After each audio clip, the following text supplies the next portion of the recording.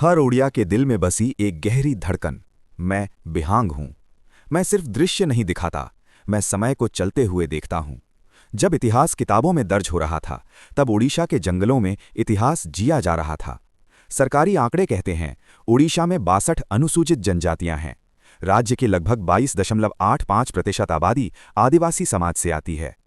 मयूरभंज में संथाल ढोल तमक धरती की धड़कन बन जाता है। इतिहासकार इसे ऑस्ट्रो एशियाटिक परंपरा कहते हैं, पर यह धुन पीढ़ियों की स्मृति है। नियमगिरी की पहाड़ियों में डोंगरिया कौंद पहाड़ को भगवान मानते हैं। समाज से भी इसे नेचर वर्शिप कहती है, पर उनके लिए ये जीने का नियम है, धर्म नहीं। रायगढ़ा में सावरा जनजाति मिट्टी की दीवारों पर आइकॉन बनाती है। विद्वान इसे रिचुअल आर्ट कहते हैं, लेकिन हर रेखा पूर्वजों से संवाद है।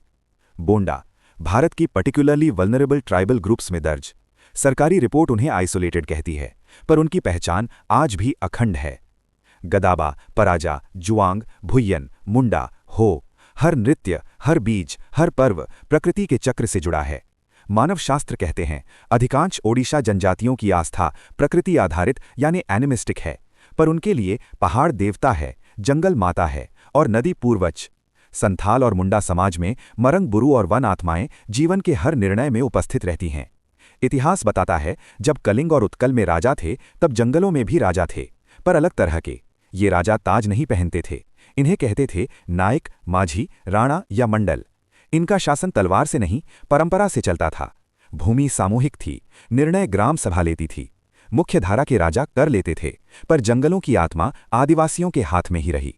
सावरा जनजाति खेती के साथ साथ जंगल से जड़ी बूटी, लाख, राल और कंदमूल इकट्ठा करती थी। उनकी दीवारों पर बनी आइकॉन सिर्फ आस्था नहीं, खेती और ऋतुचक्र का मानचित्र थीं।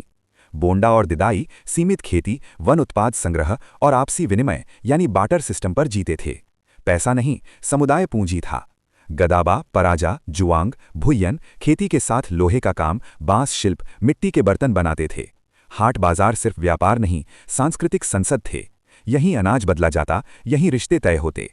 आज रिपोर्ट्स कहती हैं, शिक्षा पहुंची है, सड़कें बनी हैं, योजनाएं आई हैं, लेकिन सच्चाई ये भी है, कई जनजातियां आज भी भूमि, पहचान और आस्था के लिए संघर्ष कर रही हैं। डोंगरिया कौंध आज भी पहाड़ बचाने के लिए खड़े हैं। बोंडा समाज आधुनिकता और परंपरा के बीच संतुलन खोज रहा है। मोबाइल आ गया है, पर त्योहार वही हैं, स्कूल बने हैं, पर गीत वही हैं। ये ओडिशा की आत्मा के संरक्षक हैं। जब तक जंगल बोलता रहेगा, जब तक ढोल बजेगा, ओडिशा की कहानी जिंदा रहेगी। आप भी हमें कमेंट्स में बताएं और कौन से टॉपिक के ऊपर हम वीडियोस बना सकते हैं। बिहांग स्टोरीज रूटेड इन ओडिशा।